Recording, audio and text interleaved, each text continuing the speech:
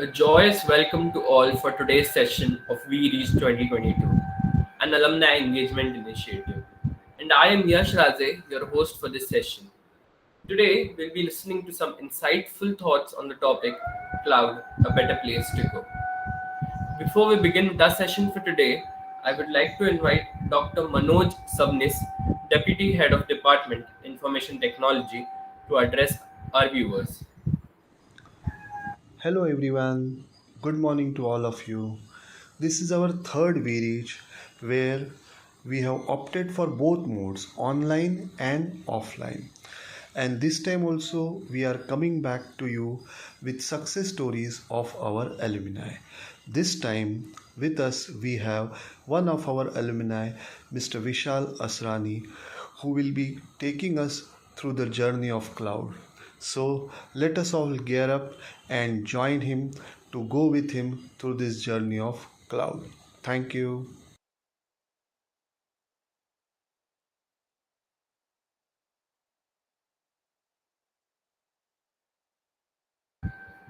Thank you, sir. Just like AI, ML, blockchain, cybersecurity, cloud computing and security has created quite a buzz nowadays. And in this era of digitalization, transposition of functions, data, processes, and all the corporate paraphernalia has been progressing with the help of these various technologies. But have you ever wondered how does the cloud really affect today's world? What benefits does it rain on the tech industry? And if it really is a boon to the IT industry, how can you begin your journey towards a career in it? To answer these very questions and throw more light on cloud, we've got here with us today our very own alumni, Vishal Israni, a 2019 graduate who has been associated with the college every year, even after graduation.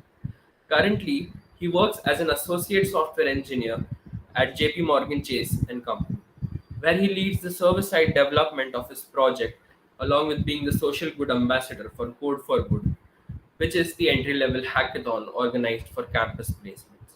He works as the engineering committee lead and youth ambassador for various techno-fun programs organized by the company. Even during his college days, Vishal was an active member of the Cultural Council and had helped the college conduct West's first ever 24 hours AI based national level hackathon. So, before any further ado, I would like to call upon Vishal Israni, our guest of honor. Hey, hi Yash. Hi, Vishal. So, how are you today? Yeah, all good, doing good.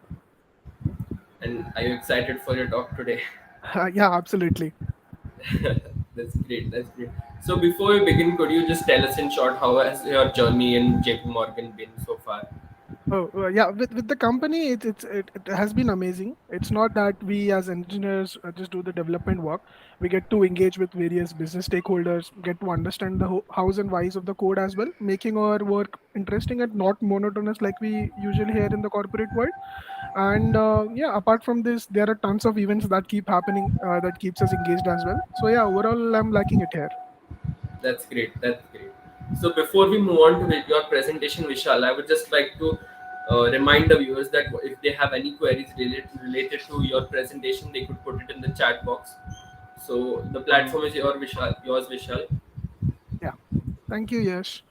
Um, Yeah, so yeah, before I begin, I would also like to thank Visit for making me able to give back to the college, to the community by letting me present on this side of the audience.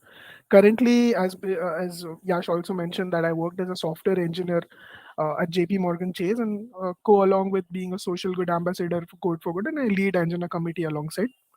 Today, we'll be covering a very buzzing topic in the tech industry: cloud adoption. I mean, trust me, guys. Being part of one of the largest banks in the world, almost every tech giant these days is planning to migrate to the cloud. But what is cloud, and why do we even need it? Let us start from scratch and take it to a level where we, by end of this session, have a crystal clear understanding from the significance and usage perspective. And it is always better when any concept is followed by a lab or hands-on practical session. So if you are interested, I really recommend taking up a short course when you get a chance.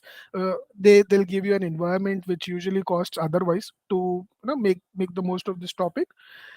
And yeah, so I usually start with a way of yet a relevant real world example. Say for simplicity, you own a burger shop where where some days you find traction, get good number of customers, and some days you only get like very few of them at random.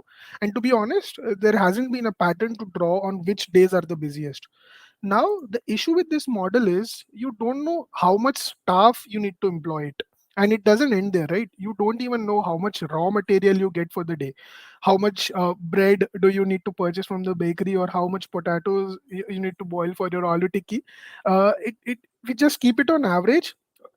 The days where we have good enough customers, we aren't really in a position to cater everyone's order on the fly, and some might need to wait if we choose to prepare the stuff from scratch. And this delay, my friends, which will lead to a really bad customer experience.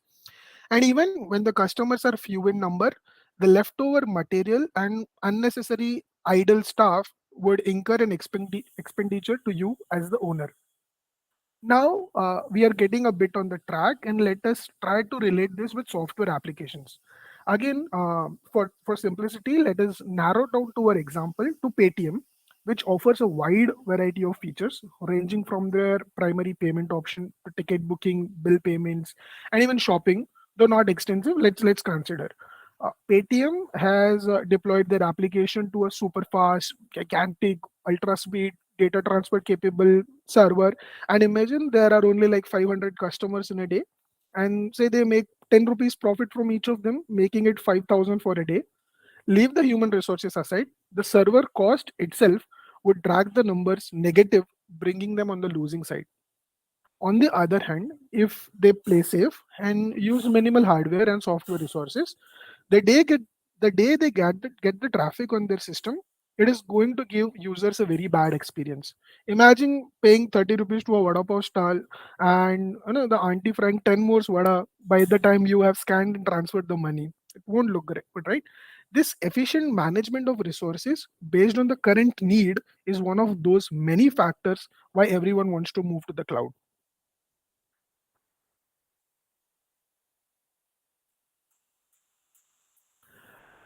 Okay, the cloud framework and architecture, it is smart enough to provision the resources needed as the number of users or requests increase or decrease in real time. This feature is called auto scaling, and we'll speak about it again as we move ahead. Now, let us come back to the example of our burger restaurant, which by God's grace is running at a great pace now. But few of your regular customers are traveling from very far, and they advise you to open another outlet in some other location. for which other customers can also leverage and eat up without having to travel much. Most of us, love appetite momos. It has been a legacy for visit students. I'm not very sure about now, but back then it was. It is only a very few times we plan to take a halt or detour at Thane just to have their momos. Aren't they losing a lot of business? Yeah, if they had one outlet in, let's say, Ulhasnagar, in one Chembur, one beyond Dadar, they would have made even more money. That's the reason few years back they went for a Kanjurmarg outlet. But note that this is what McDonald's is doing. They have an outlet everywhere. And similar thing is what software engineering companies are doing. They deploy their applications in areas, in the regions where it makes them profit and gives better user experience. In the end, it is the user experience that is going to help you grow as a company and help you generate revenue from whatever your business may be.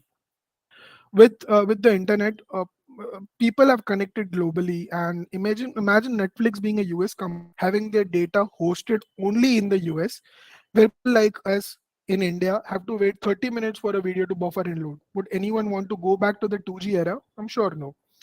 Netflix must have a data center in each prominent country for them to better serve their viewers.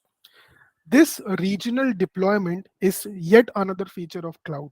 Be it a single monolithic application or several microservices coming together to form a big one, cloud has cloud has tons of offers, and it will find a solution for almost everything.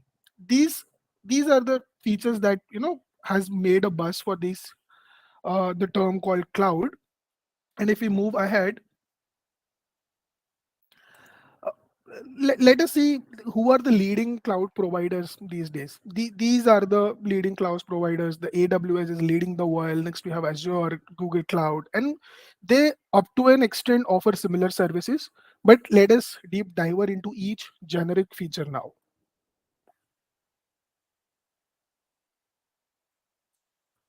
Okay, resource pooling. This, from a cloud provider's perspective, is helpful in a way that they can actually combine and bifurcate resource chunks and provide to their clients. Suppose company A has requested 500 GB of storage initially, and now they have freed up some space, and around 150 GB is unused, while company B has actually raised an on demand request of 100 GB since their workload has increased.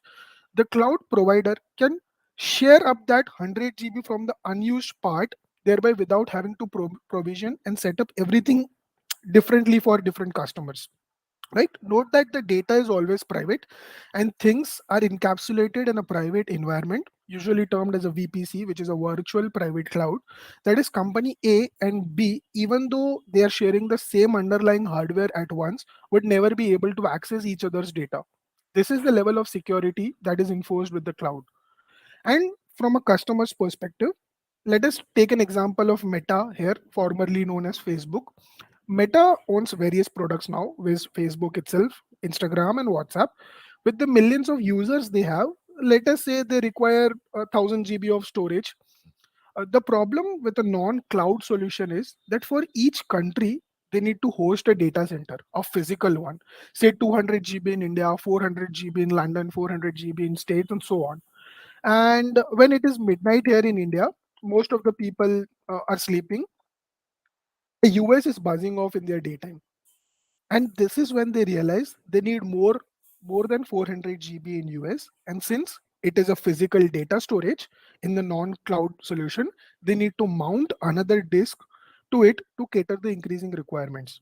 But had it been on cloud with access to virtual resources, they would have simply pooled a vacant resources from India and used it to serve the traffic in the US. This way, the 200 GB unused storage that is being literally wasted in India could be, in fact, actually reducing the extra cost and burden in other regions. So this is how you pool resources, and cloud helps you enable that. Okay, next up, we have easy maintenance. This is one of the preferred reasons big companies are moving to the cloud. For comparison, let us again consider a scenario where our on-premise servers use Python. two of our Windows machines and are still on Windows 7. The companies would need to dedicate some of their staff to upgrade the Python and Windows servers for all their relevant machines. And it is not just the upgrade, it is the continuous plan, then implementation, followed by a thorough testing that nothing is breaking because of the upgrade. All the code base and applications are working just fine. We need to ensure all of this. But this gets really easier when when applications are hosted on the cloud and the machine needs to be upgraded without even the user realizing that the applications will be deployed to some other machine or some other host, and the current machine will then be patched for the upgrade, and once done and verified, it will be brought back to the original host. This all will be abstracted from the end user, and you won't have to worry about this as a company or as an employee of a company when your applications are hosted on the cloud. All this yeah they can simply focus, the company resources can simply focus on dedicating their resources to their work and their core business technicalities. You won't have to worry about all these things. Okay. Next up, we have auto scaling and pay per use model, which we have already discussed that how increase in load and increase in request would increase the number of servers that are required, and you only need to pay for what you use. Let's say at this point you're using only two of the servers, you only pay for two of them. But had it been a non-cloud solution, you would have requested for four servers to be on the safer side and unnecessarily paying cost for that. So yeah, auto scaling and pay per use, this is just a diagram trying to illustrate the same, but I'll move ahead now.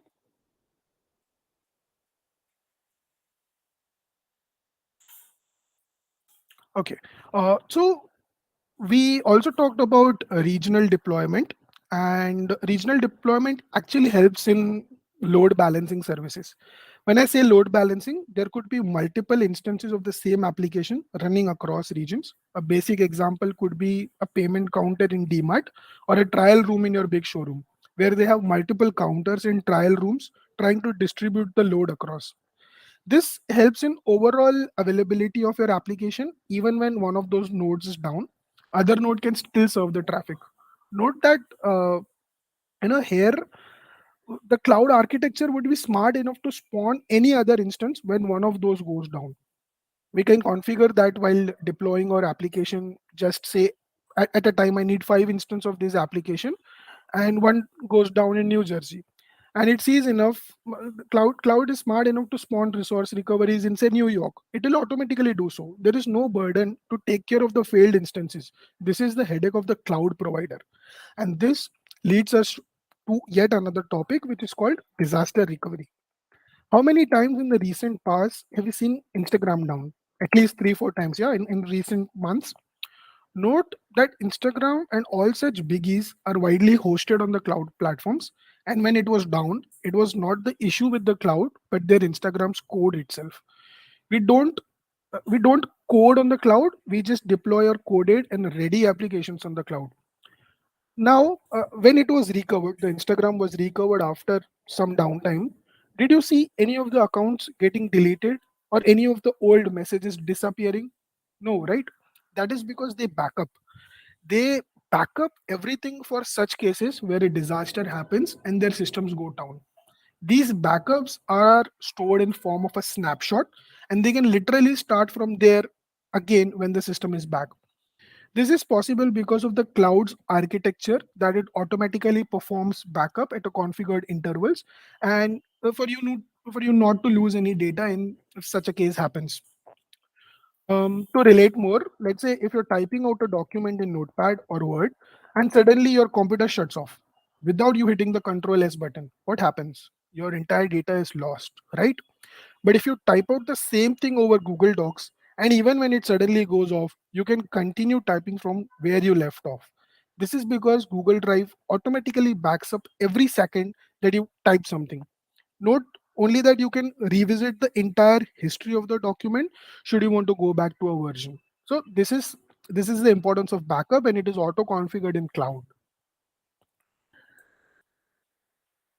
Okay. Security. Do you know what was the major concern few years back when the cloud was in its initial days? Security. Security of data. is of utter importance for companies wanting to adapt the cloud. And if it is not secure, no company would want to move to it. But this was very well answered by the cloud architecture itself. There are various parameters and options that we can consider while we talk about the security. We'll start with identity management. You can only access what you are permissioned for. These rules will not only prevent people from other companies from accessing your data, but even within an organization, a few higher authorities would be able to access certain things which a normal employee can't. You don't have to code anything for this role based access to come into action. This is all just needed to be configured during the cloud deployment, and then cloud takes care of it. Next is key management system, also known as KMS. Even even the applications, when they connect to other applications, or all the commands that they execute, they need to have a unique key. This ensures security measures like no other thing. Next is a very important and very known term, which is encryption. That all the data that is transferred from here and there is always encrypted, and the key management system supports it by providing public and private keys when the data needs to be decrypted. Note that again, you don't really need to manage or code anything for this encryption to be in place. Cloud takes care it for you.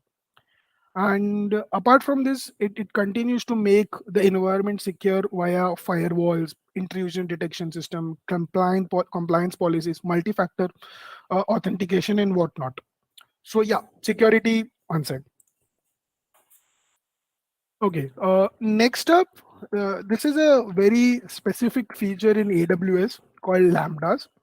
And to illustrate this topic, consider an example of voice search. I've given this small logo in here for you to relate. Usually, that small speaker icon on the right hand side of the YouTube search bar, it only gets invoked when you tap it, right? Now, it doesn't usually make sense to always keep running a mini voice reader app where it's hardly even used, maybe 2 to 3 times a day. Few old age people use it frequently, but not 24/7. But for that minimal usage, it doesn't make sense that a voice reader continues to run in your application. This is where lambdas come into picture. Lambdas are serverless functions. When I say serverless, when I say serverless, that means it's not a fully grown entire application. It is just a function that gets invoked when needed. It gets invoked, processes the data, and goes down. The advantage here is you don't need to run an entire application all the time where it is only being used only for 2 to 3 seconds ago. This helps you save cost as it only gets charged for the amount of the time it is used for. You- if a voice reader application is running, it's eating up the storage, it's eating up the processing power, and it's only being used 2 to 3 times a day. It's unnecessarily incurring a cost to your company. But with lambdas, it only processes the data when you hit the tab button and only cost you for those 2 to 3 seconds when you use it. And yeah, you would wonder how it is different from normal methods. For that, you would need to write a class in your Java, a Python, or any other language, and a method that goes to this job inside the class. The class would need to run all the application, and the method gets invoked when it is being called. Here, you save the cost by not running the class at all. That is why it is called serverless. It is just a method that gets invoked on usage. You would also wonder, that is a very minimal cost. No, when you enter to the corporate world, the scale of the things grow at a level where nothing is less than hundreds of dollars, owing to the scale of the business and the customers itself. This is where AWS Lambdas are used and are really helpful, saving you a lot of cost and processing power.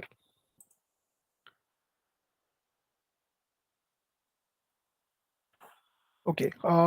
Next up is now I'll be coming to the depth of how does the cloud offer us various storage options and what is the difference between that.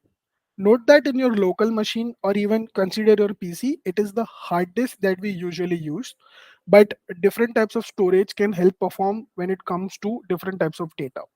And cloud helps you provide different types of storage options, which is usually better of relevance to your company or the type of data. So this is object storage.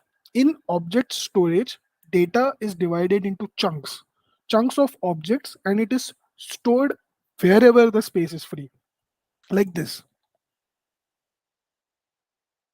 Okay, this is this is mainly the case where data access mode is write once, read many. Biggest example is Netflix. It won't really make sense for them to store a 2 hour long movie at one big place. If you can imagine insides of a physical storage, say some corner you have 200 MB of the space free, this side you have 400 MB free, and some other place you got two blocks of 100 and 300 MB, etc.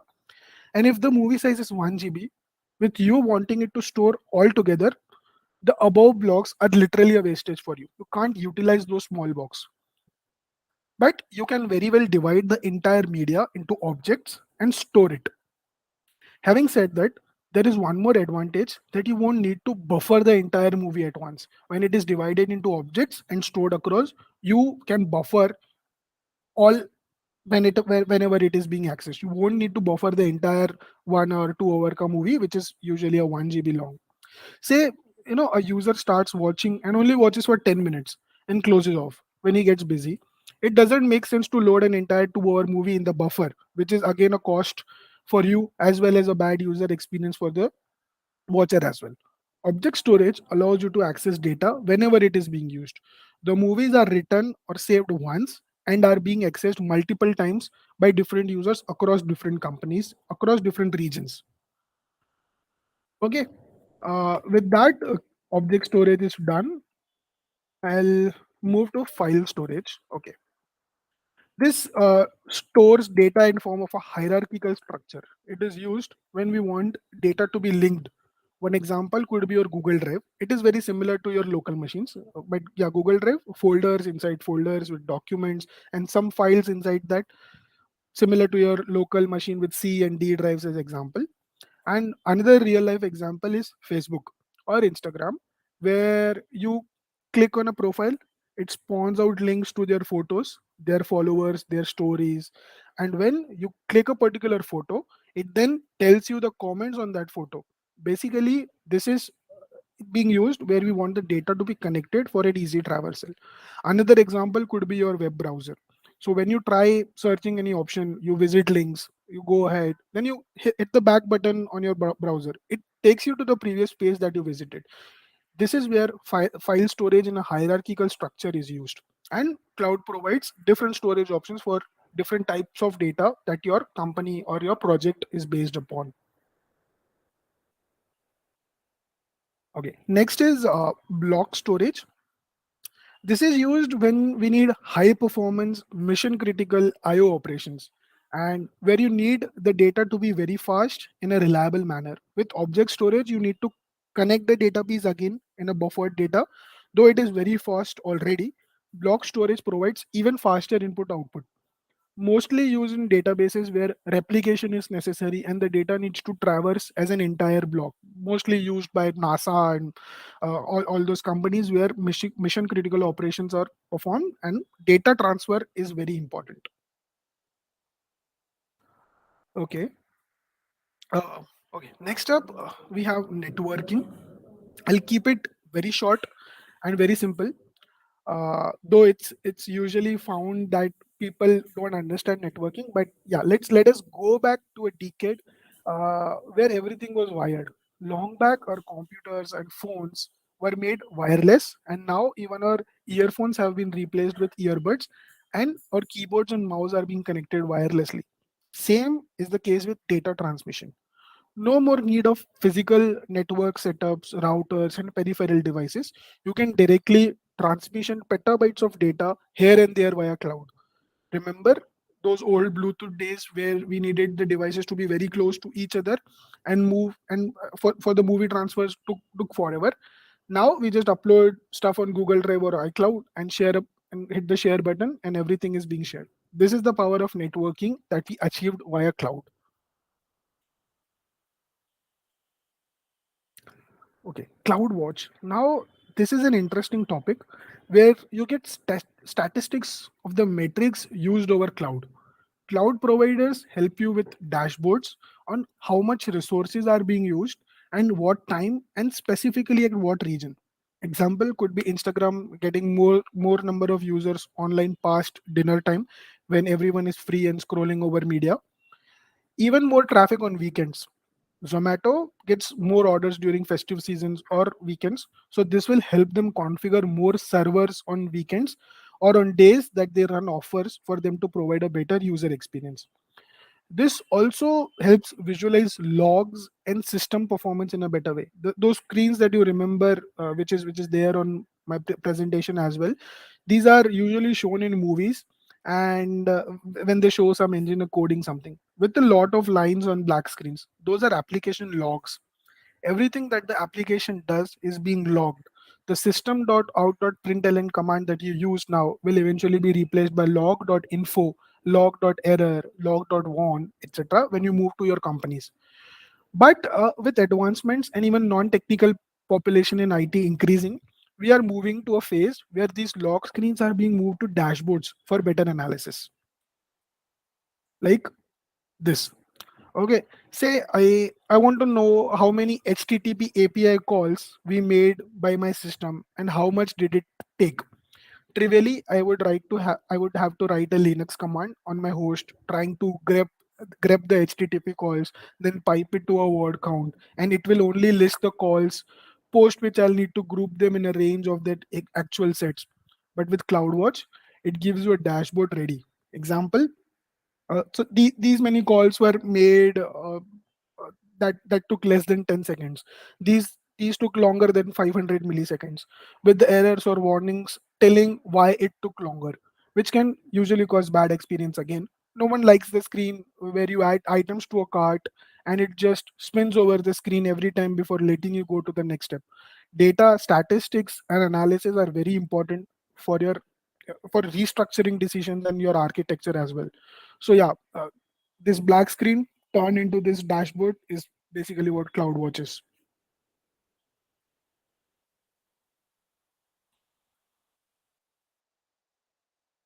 Okay. Next up is resource pooling, resource provisioning. When you as a group go to a restaurant, you usually tell them that we need a table for 5 or a table of 10, so on, right? Why do you do that? Because that is your basic requirement. You are 10 people and you would need at least 10 seats. Similarly, when you host applications on cloud, they ask you for the minimum and the maximum number of resources required by your application for them to plan accordingly. They have thousands of nodes, thousands of machines, and they deploy your application only to that host which meets the requirement. They also ask you for a maximum number of resources as well for them for them to not provision anything much beyond what is needed. And it is good to have a limit as well for cases where your application has a bug and it start using more CPU and storage, which in turn can cost you millions. There have been cases in few companies where these bugs had cost us several $1 million.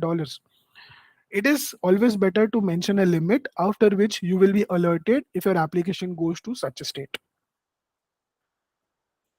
With that, I'll move to my next topic, which is containerization.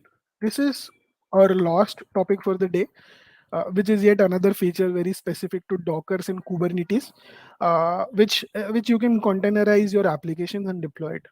By that, say you work with a service based company that develops application for clients. You develop application for others. Now, while you are developing it to make it functional, your application to have your code, some libraries, various dependencies, and third party modules, those are all integrated with your code, which makes it user ready. And during development, you're developing it basically from scratch. You had to download all those libraries and dependencies in the system where you are coding your program, and your program would then be able to access those. This environment setup is not possible in every machine, right? Especially not when you try to give this application as a whole to your client and ask him or her to download the application setup like Python along with Node.js to be able to use it. It gets worse when the normal public is your end user. They can't download everything to run the application. This is where containers come into picture. They help you package everything in a single container, and now you just need to deploy the container at the target machine. Basically, how applications in your phone work. WhatsApp, being a communication platform, might be using socket programming to send and receive messages.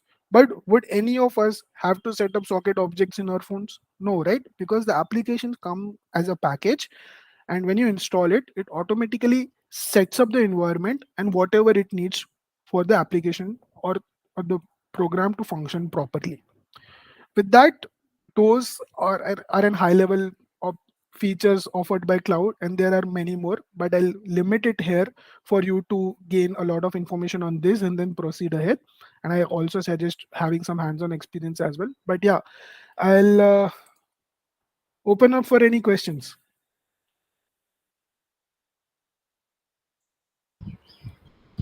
Well, that was a very informative talk, Vishal. We've got a few questions. One from the chat, which is, isn't it complex learning cloud architecture, database, and shifting to cloud? No, it's not complex. So even for a kid, a 2 year, 3 year kid, an alphabetical series for ABCD is complex. But once you learn it, even after 20, 25 years, won't remember the sequence of ABCD. So everything requires an initial curve. Not that the cloud is very complex in a nature. You just need, now that you understand the theoretical concepts, if you do a hands-on or POC, it would be a cakewalk for you. Hmm. Okay.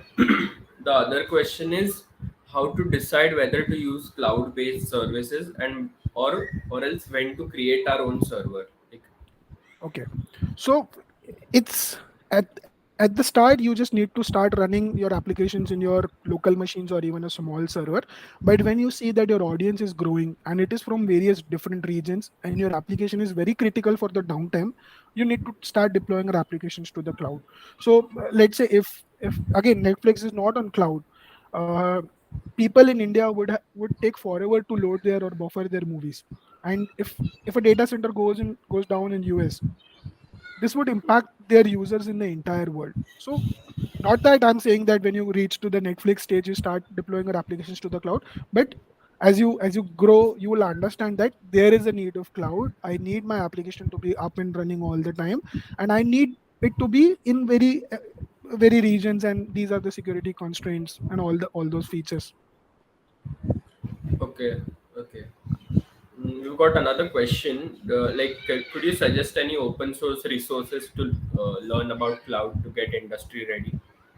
Yeah. So Cloud Academy, they those are usually paid, but those have some good amount of conceptual knowledge.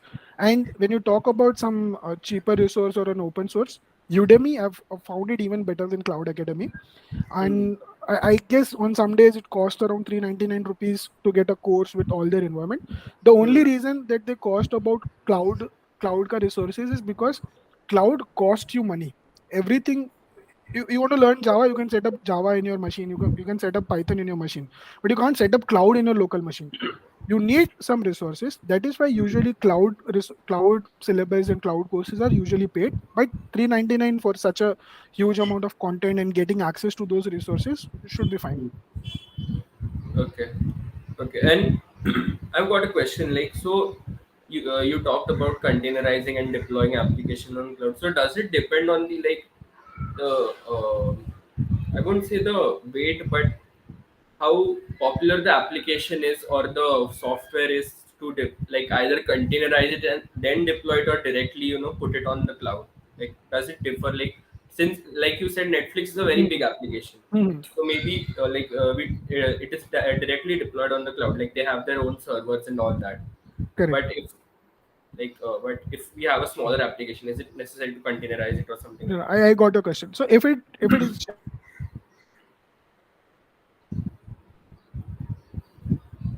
application, containerize your application and deploy it right away.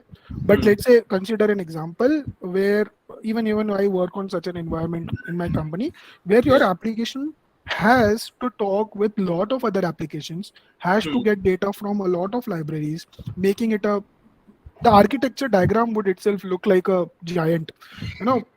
These the data flows from here then goes there. In such cases you need to, you know, containerize your applications for it to be better able to be migrated anywhere. So let's say your application goes down, then you would need to migrate all the libraries and dependencies to some other host. Okay, Okay, yeah. with container you can simply take the container and deploy it to some other. Hmm. Yeah. Okay, got it. So, I think the viewers are quite content with our session for today. I don't think there are any more questions. Okay. Yeah, but even if there are at a later stage, feel free to ping me offline over LinkedIn or any other social media platform. I'd be happy to help and answer. Yeah, yeah, sure, sure. So, thank you so much for today's session, Vishal. It was quite insightful, and I learned a bit, like quite a lot about cloud. I think we all learned, all our viewers here too. Hmm. So, to all our viewers, we've got a feedback form in the chat box. Please fill it, and you'll receive any certificate too after submitting the form. With that, I would like to thank Vishal for having this session today with us. And I would sincerely hope that all our viewers and listeners have a lot to take away from the session. Thank you so much for joining us today. Keep tuned to the Visit YouTube channel for such more events. This is your Thank host, you. Yash Rajesh, signing off for the day. Thank you. Thank you, Yash. Thank you, everyone. Bye.